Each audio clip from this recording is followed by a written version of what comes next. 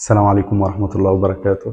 احنا النهاردة في مرحلة مقابلة تسليم لشقة اقتصادي كده، هي 120 متر. احنا استلمنا الشقة دي نص تشطيب، يعني استلمناها على المحارة. طبعا العميل شافنا وعرفنا عن طريق النت، والعميل كان برا مصر وتعاقد معانا ونفذنا الشقة دي في أسرع وقت. الشقة دي ممكن خدت معانا حوالي شهرين أو ممكن أقل شوية. طبعا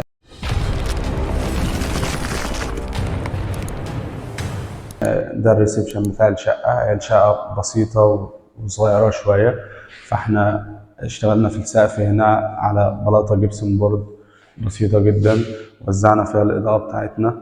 طبعا الاسبوتات، كل حاجة تمت في الشقة دي من اختيار العميل. الاسبوتات هو حب ان هو يختار اسبوتات تكون سودة عشان السقف ابيض، فيعمل منظر يعني في السقف، تبقى حاجة بسيطة وسيمبل كده. طبعا احنا هنا مؤسسين لمكان الشاشة بتاعنا. برضو طبعا عملنا تأسيسات التكييفات. وهنا اشتغلنا على الموتيل نوعية بي في، نوعية كويسة جدا. طبعا الزجاج هنا دبل عاكس، ده طبعا منع للصوت ومنع للأتربة. طبعا لسه المعلقات هتركب في السقف. احنا هنا العميل عملنا باب جرار عشان هو حابب ان هو يفتح الليفينج على الريسبشن. آه، ده الباب بتاعنا. طبعا الباب ده عمولة، احنا اللي منفذينه. تمام. ده الليفينج بتاعنا، هو بسيط خالص. برضو نفس اللي عملناه في السقف، برضو بلاطة بالجبس بسيطة خالص. هنا جلدنا الجنب ده او الجزئية دي بديل رخام، عشان هيبقى هنا في مكان للشاشة. وطبعا مؤسسين هنا برضو مكان التكييف، يعني هنا هيبقى فيه الشاشة والتكييف. جينا هنا عملنا، وسعنا فتحة البلكونة شوية وعملناها 3 تكة عشان يديني إضاءة أكتر، وفي نفس الوقت يديني تهوية أكتر. آه، تعالى كده معايا للأوض. طبعا احنا في تأسيساتنا احنا دايما بنعمل الكشاف الطوارئ ده عشان لو الكهرباء فصلت. هنا في الريسبشن احنا عملنا جزئية المراية دي عشان تديني وسع اكتر للريسبشن، يكون الريسبشن بتاعي كويس ومنها منظر برضو في الريسبشن. اشتغلنا هنا على باب الشقة. باب الشقة ده باب مصفح تركي، طبعا من اختيار العميل، وجلدناه بس بالخشب، عملنا له فريم خشب كده مميز. طبعا الطرقة بتاعتنا هنا، طبعا دي اخترنا المكان ده عشان يبقى مكان لوحة الكهرباء بتاعنا. آه، هندخل كده معانا المطبخ. طبعا الابواب دي ابواب احنا اللي منفذينها. طبعا من اختيار برضو العميل هو اللي مختار الشكل ده. هنا في المطبخ احنا اشتغلنا على بلاطة 30 في 60 حوائط، وانما الارضية نفس ارضية الشقة بالظبط. طبعا عملنا تغذية كهرباء كاملة في المطبخ هنا. وعملنا بقى تأسيسات السباكة، زي إن إحنا هنا عاملين مكان للغسالة، وطبعا هنا هيبقى في مكان البوتاجاز.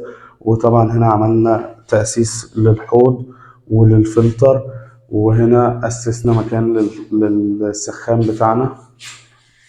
نطلع كده للطرقة. فالطرقة دي بسيطة كده، احنا اشتغلنا في السقف بتاعها فيوتك كورنيشة بسيطة خالص، سيمبل، حاجة رايقة جدا من اختيار العميل. وعملنا طبعا السقف بتاعنا أبيض عشان يمشي مع سقف الريسبشن. وطبعا حطينا الأباليك البسيطة دي عشان تبقى إنارة خافتة كده في الطرقة. طبعا احنا ممكن نشغل الأباليك بس ونطفي الكومباكات.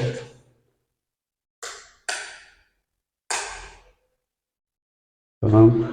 الحمام ده باب الحمام، فاحنا اخترنا ان احنا نعمله باب جرار عشان يدينا وسع شويه للحمام، لان العميل حب إن هو يركب بانيو، وبانيو كبير شويه. فعشان كده اضطرينا ان احنا نعمل باب جرار. برضو هنا اشتغلنا على تأسيس القعدة. والحوض بتاعنا حوض نص ركبة بسيط خالص. وطبعا برضو عملنا المراية دي برضو مراية ليد كده لطيفة خالص. تمام. نطلع كده من الحمام.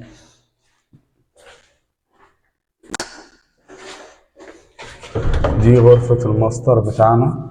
طبعا العميل برضو ما كانش حابب شغل كتير جدا في الشقة، يعني كان حابب ان يكون الشقة فيها شغل بسيط خالص.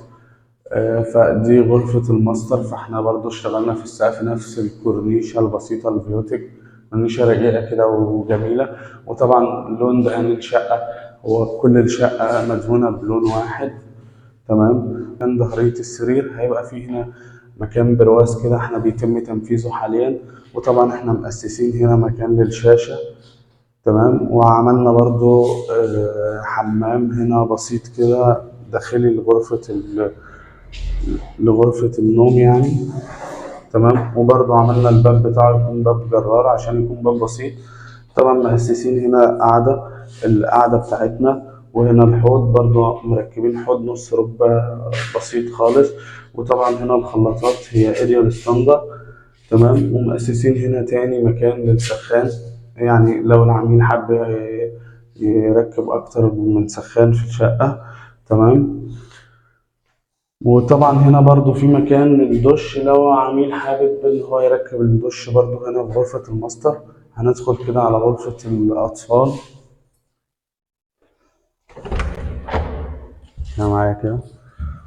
برضو احنا في غرفة الأطفال حبينا إن احنا بس نميز غرفة الأطفال بحاجة بسيطة خالص. احنا عملنا لهم بوستر بس 3D أطفال كده، حاجة برضو بسيطة ومن اختيار العميل. وطبعا برضو كذلك السقف احنا اشتغلنا برضو فيوتك فيه كده بسيط، كورنيشة فيوتك بسيطة وعاملينها أبيض. دهان الشقة كله واحد وموحد. احنا لسه طبعا ما شطبناش الشقة دي او ما سلمناهاش تسليم نهائي. احنا لسه عندنا بعض الشغل في الشقة لان العميل مستعجل، واحنا بنحاول على قد ما نقدر ان احنا نخلص الشقة في اسرع وقت. انتظروا بإذن الله الفيديو بتاع الشقة اما تكمل خالص ويتم فرشها.